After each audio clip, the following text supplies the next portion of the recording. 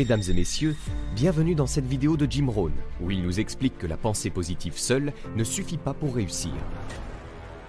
Jim Rohn était un conférencier et motivateur renommé et un gourou du développement personnel qui a inspiré des millions de personnes dans le monde entier grâce à sa sagesse intemporelle et à ses conseils pratiques.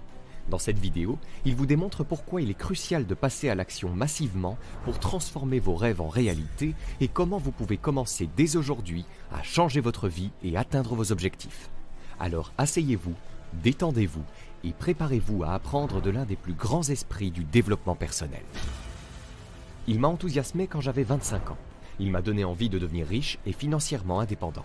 Il m'a passionné pour la personne que j'allais devenir. Il m'a donné envie d'emprunter mon premier argent pour me lancer dans les affaires. Il m'a dit « Vous devez démarrer une petite entreprise ». J'ai répondu « Je n'ai pas d'argent ». Il m'a dit « Ce n'est pas un problème ». Jusque-là, j'avais toujours pensé que c'était le problème, n'est-ce pas? Mais bien sûr, ce n'était pas le problème. Il a dit « Non, non, non, vous pouvez trouver l'argent ». Il m'a dit « Je vais vous apprendre à le trouver ». Il m'a demandé « Qui est votre banquier ?» J'ai répondu « Jimmy Jingles de la banque CNP ». Il m'a dit « Jingles vous prêtera l'argent ». J'ai dit « Je lui dois plus d'argent que je ne peux en rembourser ». Il m'a dit « Ce n'est pas grave ». Jusque-là, je pensais que c'était important. Je ne savais pas. Pas étonnant que je ne sois pas enthousiaste, n'est-ce pas? Je n'avais pas découvert toutes ces choses uniques. Il m'a dit « Non, non, je parie que Jingles vous prêtera l'argent dont vous avez besoin pour démarrer votre entreprise ». J'ai demandé « Pourquoi? Pourquoi ferait-il ça? Je ne peux pas lui rembourser ce que je lui dois ». Il m'a dit « Non, non, vous ne comprenez pas ». Il m'a dit « Laissez-moi vous guider ». Il m'a conseillé d'aller voir Jingles et de lui raconter mon projet. 250 $. C'était beaucoup d'argent à l'époque, n'est-ce pas? 250 $. Mais devinez quoi? Après cela, j'ai appris une leçon très importante. Avec mes compétences, si je m'entraînais et m'améliorais, je ne saurais dire ce que je pourrais accomplir. Rien ne dit ce que je pourrais emprunter à l'avenir, rien ne dit qui achèterait mon histoire. Et j'étais tellement excité à l'idée que si je le voulais, je pourrais devenir bon dans n'importe quel domaine et changer ma vie, changer mon avenir. Alors, soyez enthousiaste. Vous devez vous enthousiasmer, et pas seulement avec le faux enthousiasme de la pensée positive. Il faut s'enthousiasmer pour des choses très simples. Chaque personne, si elle le souhaite, peut apporter des changements majeurs dans sa vie, sur les plans personnel, social et financier. Il n'est pas nécessaire que la situation reste la même après aujourd'hui. Rien ne dit ce que vous pouvez accomplir aujourd'hui si vous le désirez vraiment. Soyez enthousiaste à l'idée de poser un acte positif, un acte constructif, pour apporter à votre vie les changements que vous souhaitez et aller dans la direction que vous voulez. Enthousiasmez-vous pour votre potentiel. La capacité humaine n'est généralement jamais un problème, car nous pouvons apprendre à faire des choses incroyables. Tout ce dont nous avons besoin, c'est de prendre le temps de le faire. Ce n'est donc pas une question de capacité, mais de jugement, d'enthousiasme, de volonté et de désir. Il est assez excitant de savoir que chaque jour, si vous le souhaitez, vous pouvez changer votre vie. Chaque jour que vous choisissez, vous pouvez apporter des changements majeurs. Il n'est pas nécessaire que ce soit toujours la même chose, et c'est excitant de savoir qu'intellectuellement et personnellement, vous pouvez réellement accomplir les choses qui feront des changements majeurs dans votre vie. Une nouvelle idée est aussi proche que le prochain livre que vous ouvrirez. Il suffit de se rendre à la bibliothèque, à la librairie, d'assister au prochain cours ou de rencontrer la prochaine personne qui pourrait avoir une expérience différente de la vôtre. C'est dans la conversation que naissent les bonnes idées. Il n'est donc pas difficile de trouver des idées, et il y en a de toutes sortes. Des idées d'entreprise, de produits et de services. Si vous voulez réussir, vous devez trouver quelque chose de bien, identifier un besoin humain, trouver la réponse.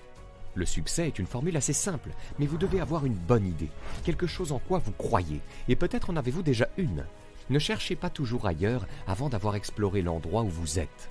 Un bon livre à lire est « Des hectares de diamants », une histoire unique sur l'homme qui est parti à la recherche de sa fortune, a vendu sa propriété, et sur cette propriété, ils ont trouvé la fortune en diamants. Assurez-vous donc de ne pas partir en laissant votre fortune derrière vous, en cherchant toujours, sans jamais explorer ce que vous avez déjà. L'homme est capable d'inventer les choses les plus intrigantes qui soient. Tout ce dont vous avez besoin, c'est $1 et de beaucoup d'ingéniosité pour trouver un moyen de le faire fonctionner. Ed Foreman m'a appris qu'il n'y avait aucun problème que je ne pouvais résoudre sans une bonne idée. Je pensais que l'argent était l'un de mes problèmes, et il m'a dit « Non, l'argent n'est pas un problème ». Jusque-là, j'avais toujours pensé que c'était le cas. Il m'a dit, le seul problème, c'est l'absence d'idées sur la façon de créer de l'argent, de créer de la richesse, de rendre service, de gagner de l'argent. Ce n'est donc pas le manque d'argent qui est le problème, c'est le manque d'idées. Si une bonne idée vient, notez-la.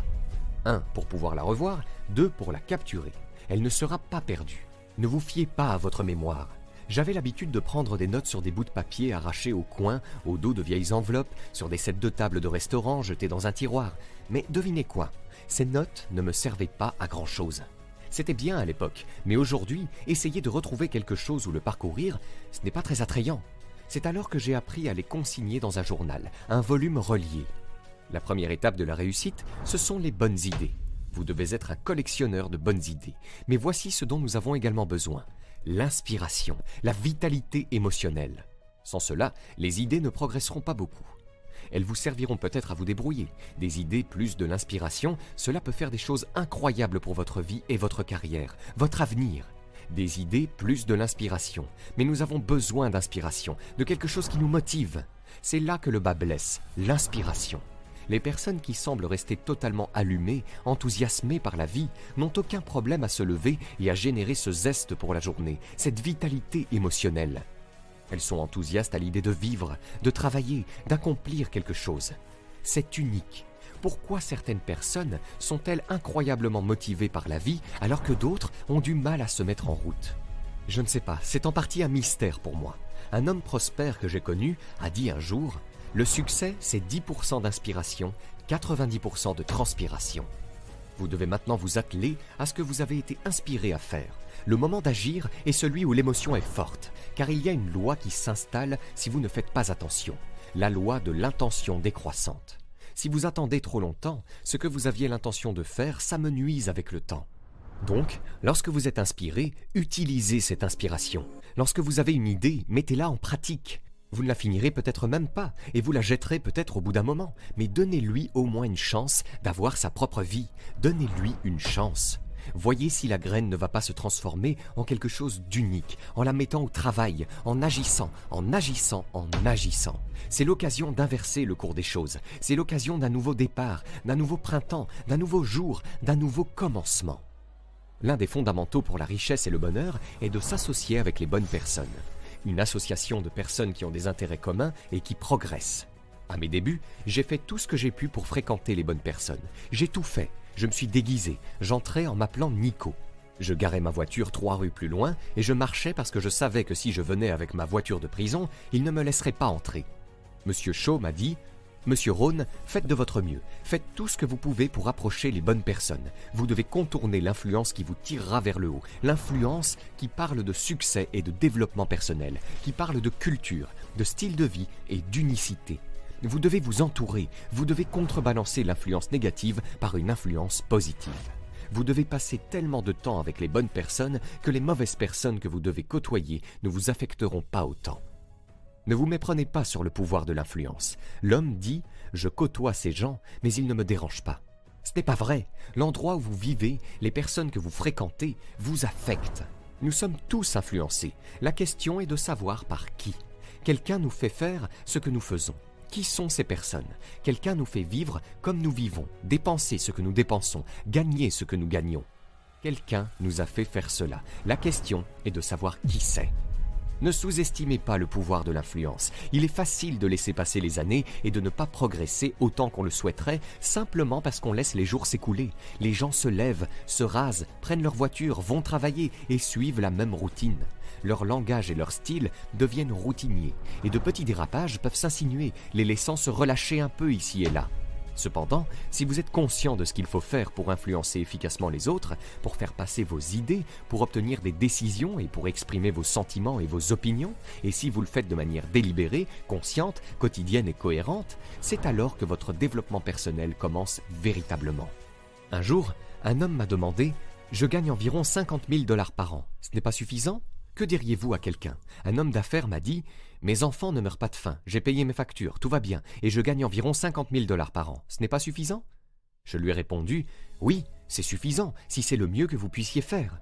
Nous disons que votre meilleur est suffisant. Si vous êtes capable de gagner un demi-million de dollars par an et que vous faites seulement 50 000 $ par an, nous vous appelons perdant.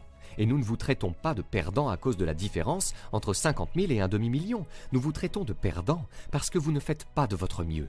Si vous faites de votre mieux et que vous gagnez 10 000 par an, c'est suffisant. Si vous faites de votre mieux et que vous gagnez $1 million par an, c'est suffisant. Ce n'est pas la différence entre 10 000 et 1 million qui est suffisante. Il s'agit simplement de faire de votre mieux. Ne devrait-il pas être populaire d'être riche à 40 ans pour pouvoir vraiment prendre soin de soi et de sa famille? Il y a des normes, n'est-ce pas? Ne devrions-nous pas rendre un peu inacceptable le fait de ne pas être riche dans un délai raisonnable?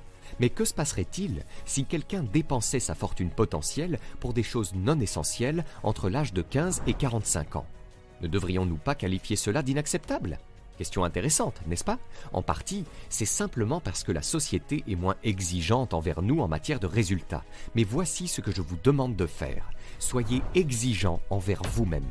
Ne vous laissez pas faire. La société vous laissera vous contenter de bien moins que ce que vous voulez être. L'unicité est ce grand défi qui consiste à tirer du plaisir, de la joie et de l'expérience de ce que vous avez.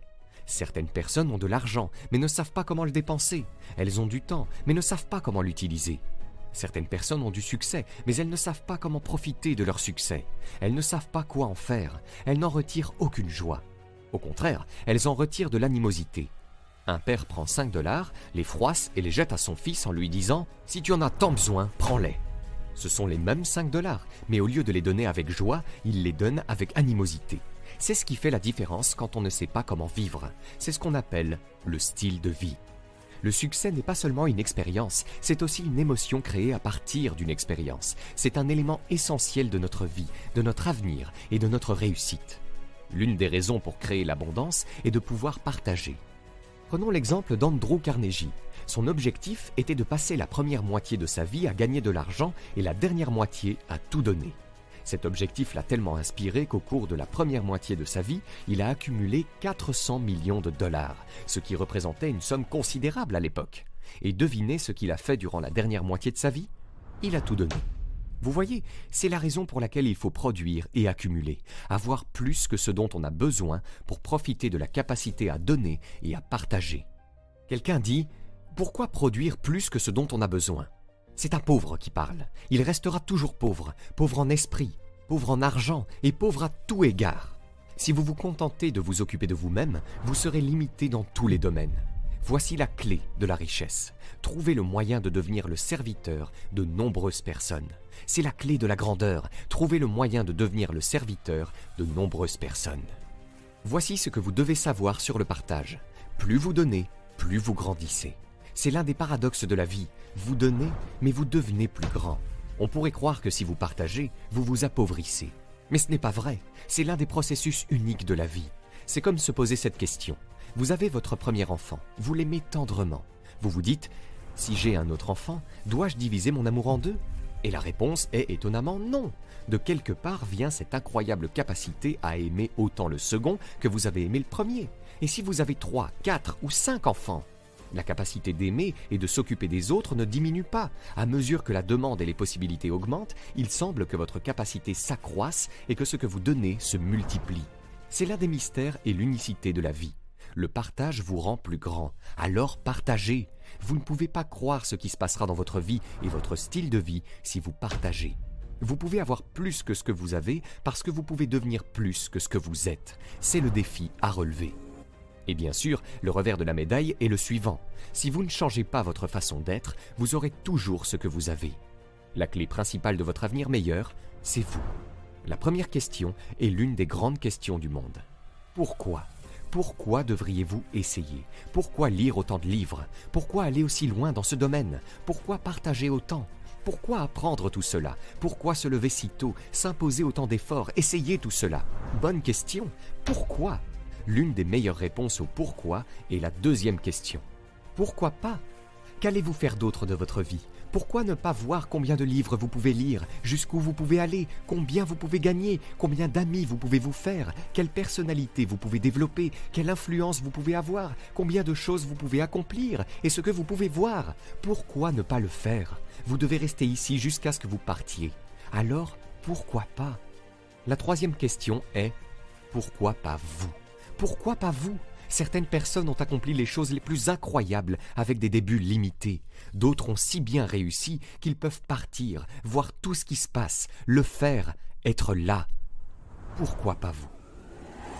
À présent, vous pouvez découvrir gratuitement 5 idées de chaîne YouTube pour générer 1 000 € par mois sans montrer votre visage, en cliquant sur le premier lien dans la description de cette vidéo. Et si vous avez aimé cette vidéo, cliquez sur le bouton j'aime et abonnez-vous à la chaîne maintenant pour ne rien rater.